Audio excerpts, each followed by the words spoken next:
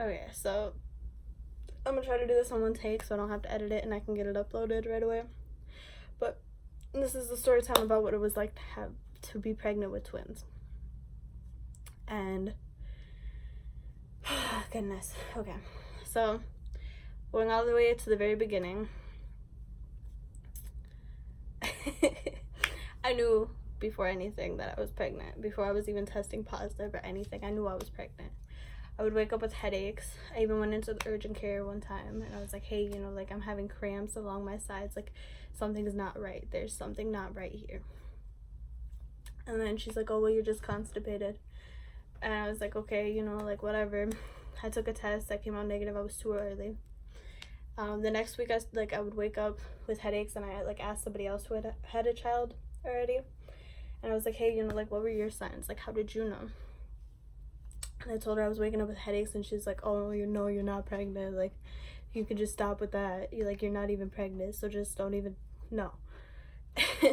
And just totally brushed it off, and I was like, all right, whatever, like clearly you're not willing to help. So, and then it was September 24th. I tested positive finally, and I had taken 2 home tests that were negative and 1 in urgent care that was negative. And then September 24th, I tested positive. And the next day I went in and I went to urgent care, and literally the doctor told us that I was pregnant because okay, so the nurse came in and she wrote a big positive sign on the piece of paper, and I was like, is that my test results? And she's like, no, I can't talk to you about that. The doctor has to come in and talk to you. And I was like, I'm pretty sure you could tell me yes or no, but okay then. So then the doctor came in and he's like, oh, what brought you in today? And I was like, well, I've been having pains along my side and waking up with headaches and stuff. And then he's like, oh, see for the baby kicking. And I was like, wait, what? And then the father was like, oh, stop playing. And I mean, we were both excited, but I mean, he was 17 at the time. I was 19. Actually, no, I was 18 still, and he was 16. When they were born, we were 17 and 19. But so I had to go drop him off, and I was like, hey, we should talk. And I told him, I was like, it's my generation to have twins. Like, my aunts are twins, so normally it skips a generation and people have twins, and that's how it works. And I had twins because I dropped 2 eggs. They were paternal twins, not identical twins. So paternal means you drop 2 eggs, they're not from the same egg and sperm cell. And identical is when they split, when the cells split and it turns into twins. But I lost my train of thought and I don't want to edit this video, so I'm trying to get it quick. Okay, so I told him I was like, it's my generation. And from that moment on, he's like, oh, it's set, we're having twins, it's gonna be twins. And I called to set up an ultrasound, and because they had thought I was only 2 to 3 weeks at the time, they were like, okay, well, we're gonna put your ultrasound a month away. We're gonna put you towards the end of October. And I was like, okay, that's fine. So I set up an ultrasound in October, and the day before the day of the ultrasound, we went in, we were sitting at his mom's house, and they were talking about all the new babies that were coming into the family, and I think they said 3 new babies or something like that, or 4 or something. And I said they should add another one because we're gonna have twins. And we were just joking at that point, it wasn't anything serious. So then we're in the ultrasound, and for the people who don't know how an ultrasound goes, they do one that's you have to have your bladder full, and then you towards the middle of it, you have to empty your bladder. And the one that you have to have your bladder full, it's just the one that's over your belly. And then you empty your bladder, they do the one that goes inside of the female. And So I was I was going to the bathroom and I walked out and I was looking at the little images on the side and I was like, dude, why are there 2 dots on this? Like, what is going on here? There's like 2 little dots. I don't know if that's normal or not. And that was my first pregnancy. And the dad was looking at me. He's like, I'm telling you, we're gonna have twins.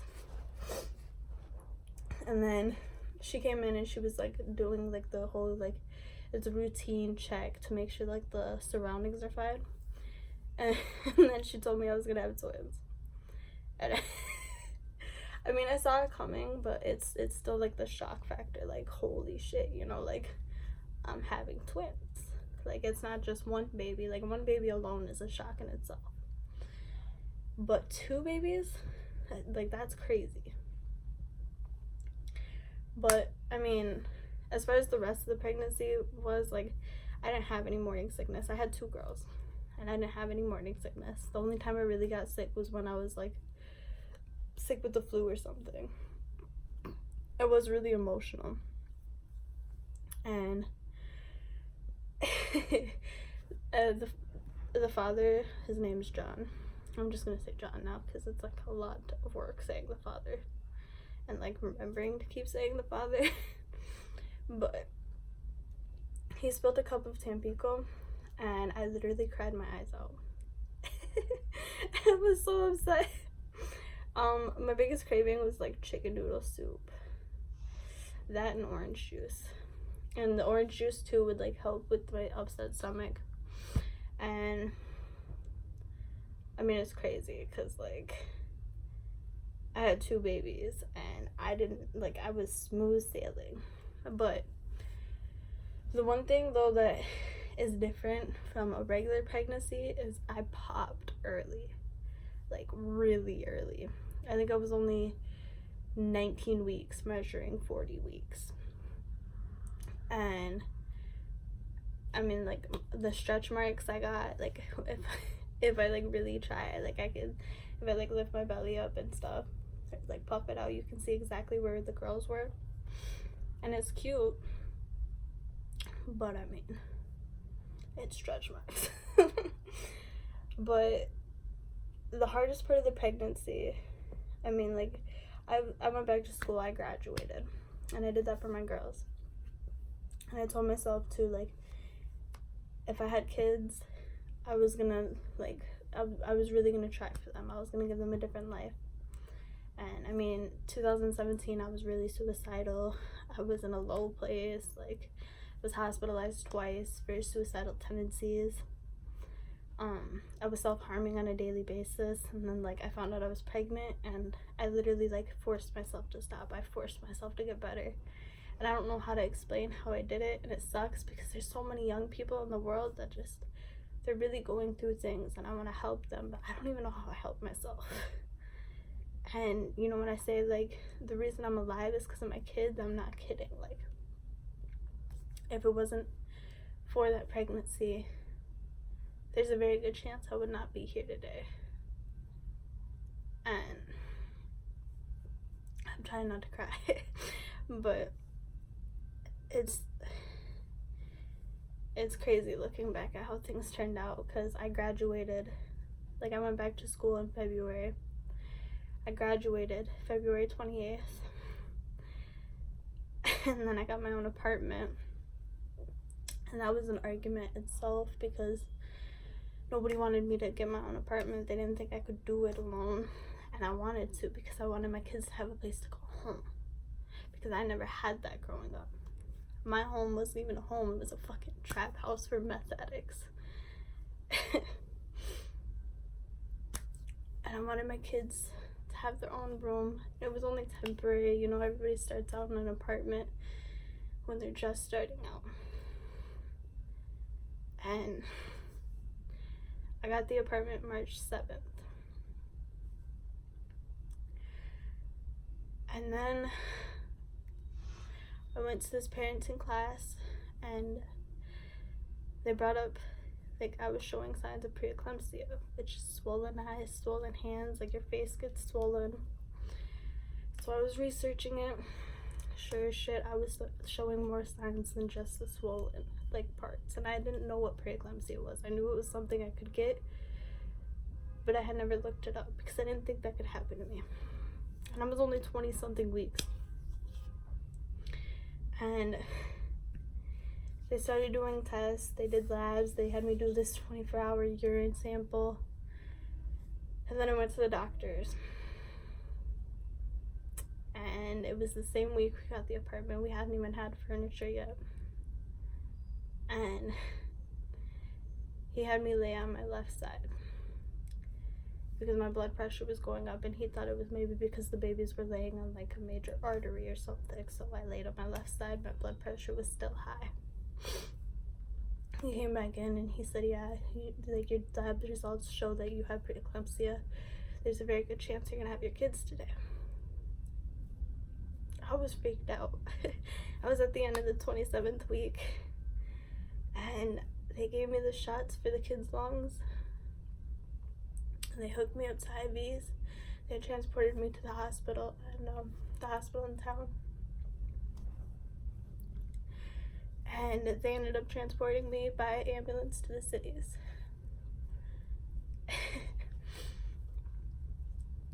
And it was crazy because you're supposed to go full term. And I stayed in the cities for 3 days. They had good food, I'll give them that. But I went home. I went home on a Thursday. The next day my mom came and picked me up for a weekend visit with my little brother. Saturday night I decided I was gonna take a bath. And I relaxed in the tub for a bit. It was March 17th. And I decided I was gonna get out before John. And I dried off my body and I got to my ankles and they were really swollen. And for a lot of you, maybe everybody watching this doesn't know, but March 17th is already an emotional day for me. And sorry, my cats are fighting. But it's a date that I'm not ready to share yet. But it's an important date for me because for me it's a victory. And I told John about my ankles, and he said, I don't care what you say, I'm gonna call the 24-hour nurse line. And it had been an argument, like, do I call, do I not call? Because he wanted to call over everything, like if I was coughing funny, if I sneezed wrong, he wanted to call. And I told him to call because I didn't even feel comfortable with it. We got to the hospital and he was already ready to call all the family members. And I told him, no, like, you're not calling them, you're not gonna worry them, like, we're not doing that. And they took my blood pressure and it was like 170 something, I want to say like 174, 176. And he went to the bathroom and they were doing it every 15 minutes. And while he was in the bathroom, they checked it again and it was in the 180s. And the nurse looked at me and she said, I don't think you're going home. And it hurt. I was only 28 weeks. The next day I would be 29 weeks exactly. And it scared me. Because there's so many milestones when you're pregnant that aren't even classified. Like, you get the first kicks, you get when you pop, you know, you get those milestones, but the milestones you don't think about when you're not pregnant are when the baby can live on its own.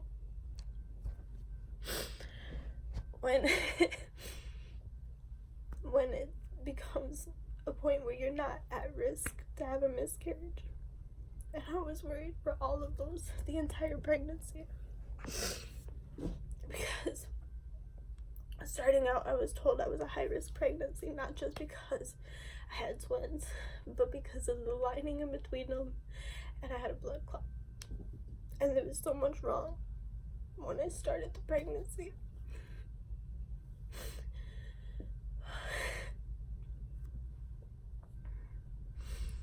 And I cry all the time talking about this. But that night, he came back in, and I told him call them. And they set me up in a room. They admitted me into the hospital. And my mom came. And they stayed, my mom and my little brother stayed until 2 o'clock in the morning. And I had talked to John too. I said, you know, like, it's really messed up that this has to happen on this day. I'm like, okay. And around, I want to say 1 o'clock in the morning, my mom asked me a question that none of us were ready to hear. And I'm talking about this because this is a question that it really sets in your mind that you're a mom. And we knew that there was a chance, because at that point with preeclampsia, you seize. Where I was at, they were really concerned with me seizing. And they told me if I got a headache to let them know, because that was the next sign. And I did get a headache. And so they gave me Tylenol, and they said if it doesn't go away, let us know immediately. And my mom said, I don't know if it's gonna come down to this, but if it comes between you and the kids, I need to know who to pick, because she's the medical decision maker, or she was. And I don't want to say the answer because I know it would break John's heart, because I would never pick me. And I'm ugly crying right now. But I could never pick me, because I had a life. I've lived. My babies deserved a life. They deserve a chance. And I mean, that started an argument. And it was sad because I went to the bathroom after and I was crying. And John came in and he's like, why would you pick them? Like, and he wasn't saying it because, you know, he wants me over the kids, but it's like, you don't think about it. But when you lose someone, if you lose another, like, the other parent, you look at the child, and if you have a bond with the other parent, you're gonna see the other parent and the child, and it's gonna be hard, and it's emotional, and it hurts. But it's something you have to do regardless, because it doesn't matter who you lose, and believe me, I know that better than anybody else. It does not matter who you lose. The world keeps going and life keeps moving forward. I know he would be a good dad, regardless. I couldn't pick myself over my kids because that's selfish and it's wrong. And I told him that. I told him, like, I have had my life. At that point, I had lived 19 years. What more do I need? You know, like, I know how the world works. I know the ups, I know the downs. I know life's life. But thankfully it didn't come to that point, because the next morning I had woken up with the same headache And I remember waking up at 6:15. The nurse came in at 6:20. And I told her, hey, I still have a headache. She was like, okay, I'm gonna go get the doctor. She left, and they came back at like 6:23. And the doctor's first words were, we're gonna move towards delivery. And I said, before you say another word, wake John up. We spent the next hour getting prepared, took a photo, and I was scared. I was only 29 weeks.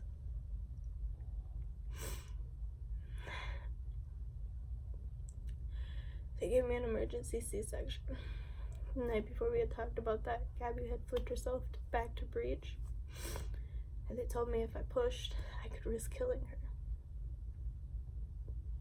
And I said, okay, do a C-section. So they prepped me, and I went in for surgery. I only heard one of my daughters cry, but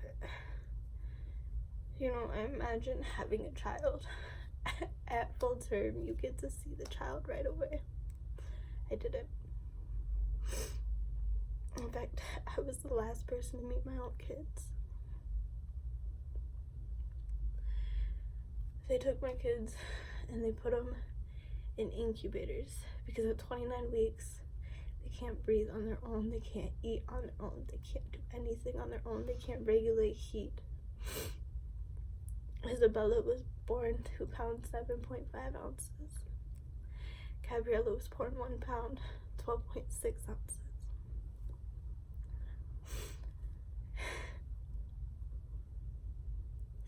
For 2 months, I had to watch my girls survive off of a fucking incubator, dude.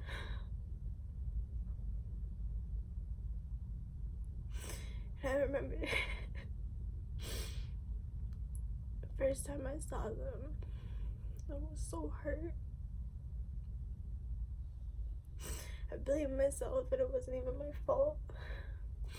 Thought I was just incapable of carrying kids. Something was wrong with me, and it wasn't even that. And I couldn't meet them until 8 o'clock that night. Everybody else had already met them. The grandmas, your grandpa, John, all his siblings that could.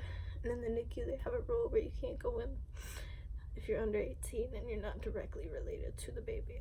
Meaning, like, if you're not a sibling. My little brother couldn't meet them. John's little sister couldn't meet them. And I had one window of opportunity, which is right after the recovery period. And with a C-section, you're numbed from here down. And I mean numbed. Like, you don't feel anything. The nurse held my leg in her hand. It was like, we're gonna move you to the other bed. And I was like, what is she holding in her hand? And I was like, oh, that's my thigh. But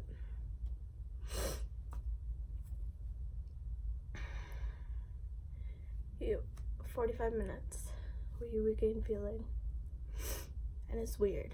I'm not gonna lie, it's weird. But I had one window of opportunity where they were gonna like roll me back to my bedroom, and they offered to bring me through the NICU first so I could meet them. But I wasn't able to because respiratory was in, and they were checking out the girls and setting up all the machines and doing all of that. So there was too much people in there, in the rooms. And I went back to my room and I asked John how they were, and it hurt.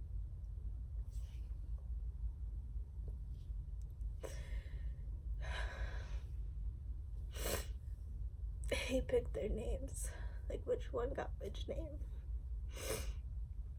And he came back, he said they're beautiful, perfect. And I wasn't even allowed to see them because I was at risk for seizure.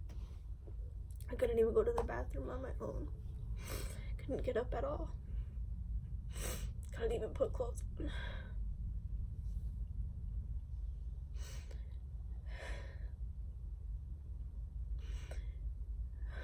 But the hardest part was watching them fight every single day to just learn something that I was born knowing, that so many people were born knowing.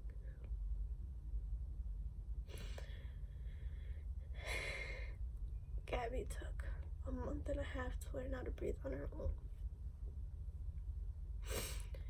And, you know, there was another girl in John's family that was pregnant.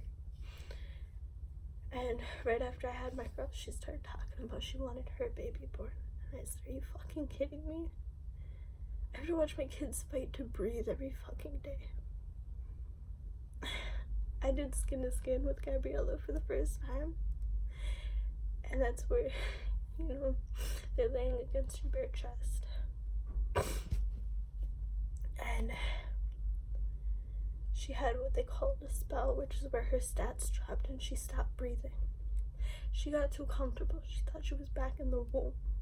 And she stopped breathing on my chest. 4 nurses came in. Just because my daughter wasn't breathing. My daughter came home on caffeine because they couldn't get her spells to stop. And Isabella, she learned how to breathe right away. And then she'd take a while to learn how to eat. And we all suspected it was because she wanted to wait for Gabby.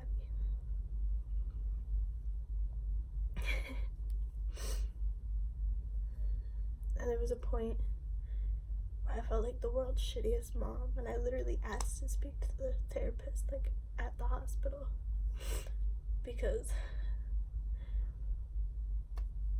Isabella was able to be held whenever, but I could only hold Gabby once a day. So here I was holding Isabella all day, and I could only hold Gabby once, because all the machines and all the monitors, and it killed me. It really did. And I remember telling the doctor, like, you know, I feel like a shitty parent, because how is it fair that I'm over here loving this daughter and that one's in the next room where I could still see her, I could still hear her machines, I could still have eye visual on her, but I can't even fucking hold her. And the nurse ended up telling me, like, you know, if her stats are okay, I would love to let you hold her again, because I don't think it's right either. And honestly, like, just hearing that from the nurses too, I mean, it warmed my heart. And literally, like, people don't understand, you know, like, having your kids born that early. Like, Gabriella's diaper was literally that big. Isabella's was literally that big, like the length of my fingertips up. And I'm not even kidding. Like, those were their first diapers. And I mean, when I think about it now, it's crazy, because they're beautiful, they're healthy, they're growing. But in that moment, you know, like, they had to fight to live, and that's not right. They had to learn everything where they should have been born ready. And, you know, one day they're gonna hear about it. They're gonna hear how they were fighters. And it's gonna be like oh, you know, like, it was no big deal, but it was. I've been through a lot in my life. But the worst pain I've ever had to go through is what I'm going through now, and watching them in the NICU.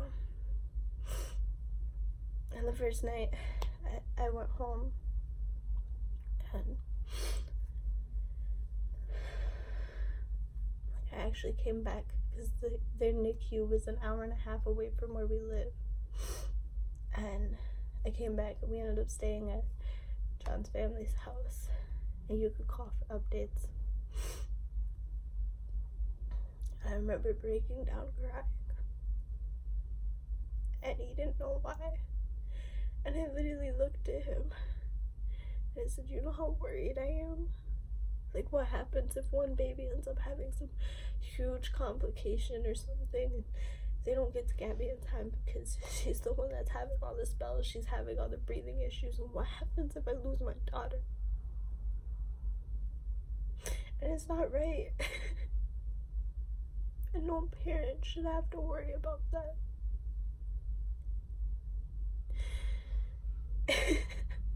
And right after I told him that, he called them and he asked them straight up, like, what would happen if something like that did happen? And they were reassuring us, like, oh, there's always extra nurses. There's 4 nurses that are assigned for each baby if anything goes wrong. And I mean, that's great and all, but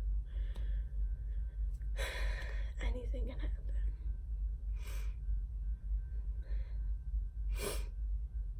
And I mean, most people don't find out they have preeclampsia until they're 30-something weeks. But that early, everything I went through, everything they went through, I just feel like it was so unnecessary, and they deserved a better welcoming to the world. So they're loved, and they're beautiful. They're so gorgeous.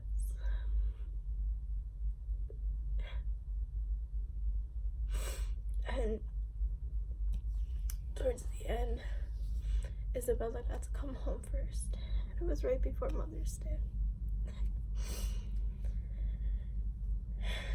And I had to leave Gabriella in the hospital alone. And in 1 week, she learned how to breathe on her own, eat on her own. And we called every day. For 3 days in a row, we were told, yeah, she'll be going home tomorrow. And then tomorrow came, and it was, oh, well, we think we're going to hold her for another day. And they never told us why. And so then, finally, it was a Saturday. They called us, and they were like, hey, we want you to bring Isabella and both you guys to come stay in the hospital for a night so we can make sure you can handle them both on your own. And we got up there, and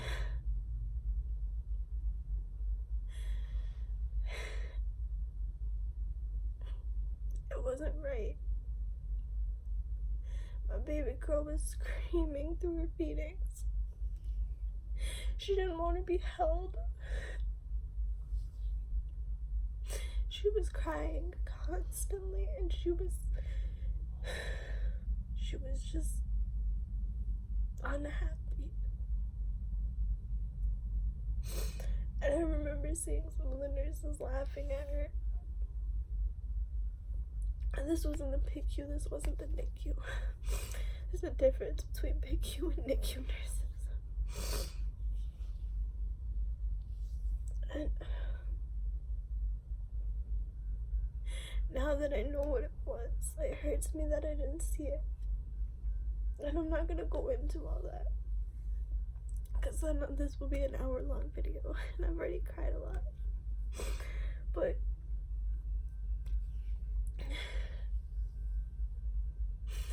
it was messed up, and it was so bad that literally John and I had to trade 3 times just to feed her once. one feeding. And she didn't even eat half the feeding. And I was so mad, I posted a status about it.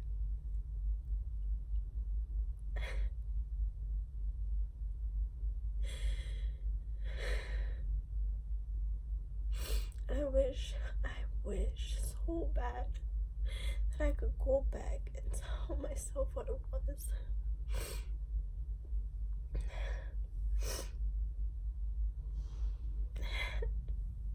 I wouldn't be going through what I'm going through now, neither with the girls. But I can't do that. So now I gotta fight for them again.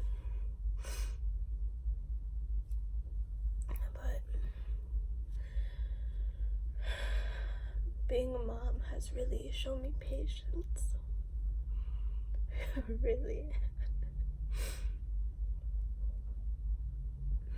And it's given me a whole new look on the world. But that's next week's story time, and I hope you don't judge me for this ugly crying. But whatever. I'm not gonna edit this because the video is raw and it's me. And it's my feelings, and it's my story, and you're hearing it from my mouth, not somebody else's. And that's what my channel is about. Like, I want to be honest on my channel. I don't want it to be lies and bullshit. But next week I'm gonna talk more about what being a mom has really taught me and the experiences I've had to go through. And then hopefully you guys, understand that being a mom isn't just a joke. Because I do see a lot of people go, oh, I'm gonna fuck around and have a kid, but you're not fucking around and having a kid. You're fucking around and giving yourself a lifelong commitment that if you're not ready for, you could damage someone's life. And I'm not gonna rant about that because that'll be next week. And for those of you saying, oh, like whatever bullshit excuses you want to come up with, you're not. I'm the product of someone that shouldn't have had kids. 2 people. They should not have had kids. But if they didn't have kids, I wouldn't be here. And neither would my girls. And I can't even say I'm thankful because I went through hell growing up. But I can say that it's taught me a lot. And one of these days, I'm gonna find a way to make a change. I don't know how, I don't know when, but one of these days. But to the 2 people that requested a story time of what it was like having the twins, now you know. And there was also 3 people that asked me what being a mother has taught me, so that'll be next week. And then there were a couple requests about mine and John's relationship and like how we met and all that. And I don't know when I'll fit that in, but I'll fit that in sometime. And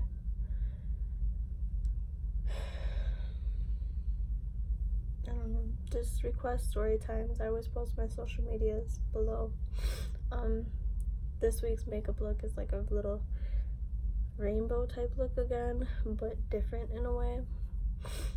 And that was requested by someone as well. So I'll be posting that Friday, the usual time. So just subscribe if you haven't already and you could be notified.